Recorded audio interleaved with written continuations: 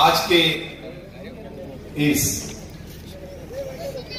मैं पहले ही बता देता हूं, मैं जो कुछ कहूंगा हिंदी में भी कहूंगा और जो मुझे थोड़ा तकलीफ होगा तो थोड़ा मराठी में भी बात करूंगा, क्योंकि इसमें बात समझने की बात है।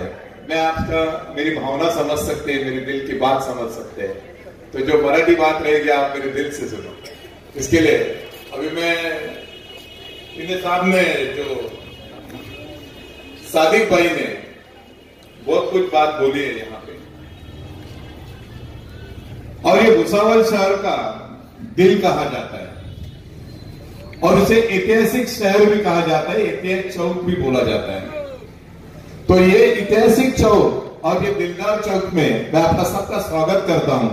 और जिन्होंने ये सभा ली है, जो हमारे नमाजी है और शेख मकबूल साहब है, जिन्होंने ये सभा आयोजित की है, उनको मैं बहुत बहुत धन्यवाद देता हूं और मैं आपका आभारी हूं, क्योंकि ऐसी जगह में, और इन्होंने ये भी कहा कि यहां जो होता है वो इतिहास रचा जाता है, और आज इतिहास रचने की बात है तो हम यहां पे अच्छा इतिहास रखेंगे, क्योंकि अच्छा इतिहास है वही याद में रहता है, बुरा इतिहास लोग याद में नहीं रखते हैं।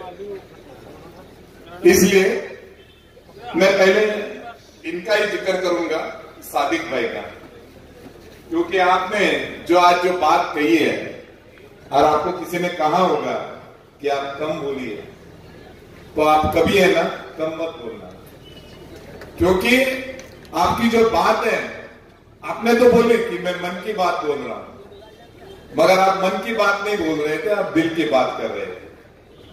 क्योंकि जो दिल से बात करता है वो आगे पीछे की सोचता नहीं है कभी, और अपने खुद के लिए कभी बात नहीं करता है, वो समाज के लिए बात करता है।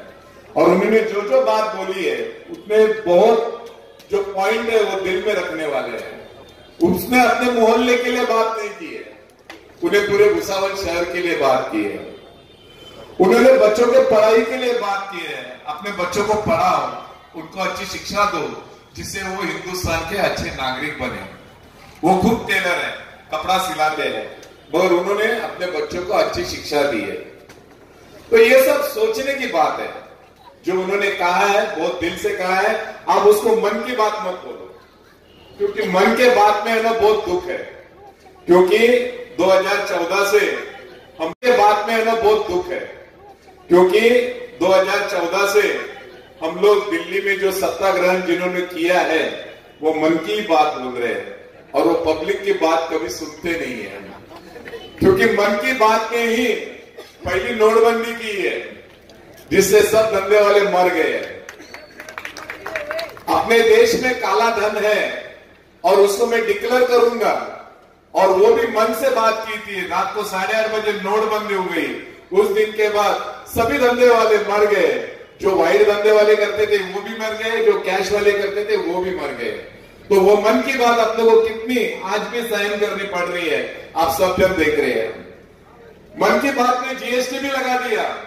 आज जीएसटी आपको कहां कहां लग रहा है आप देख लीजिए। जहां लोन लेते हैं ना, आप जब बिजनेस के लिए लोन लेते हैं, आपके घर के लिए लोन लेते हैं, उसका भी आपको जीएसटी भरना पड़ता है। तो ये जीएसटी ये भी मन की बात है। और आज तक 7.5-8 साल में उन्होंने जो जो राज किया है, उन्हें मन की बात बोली है, मगर पब्लिक के दिल की बात कभी नहीं सुनी है।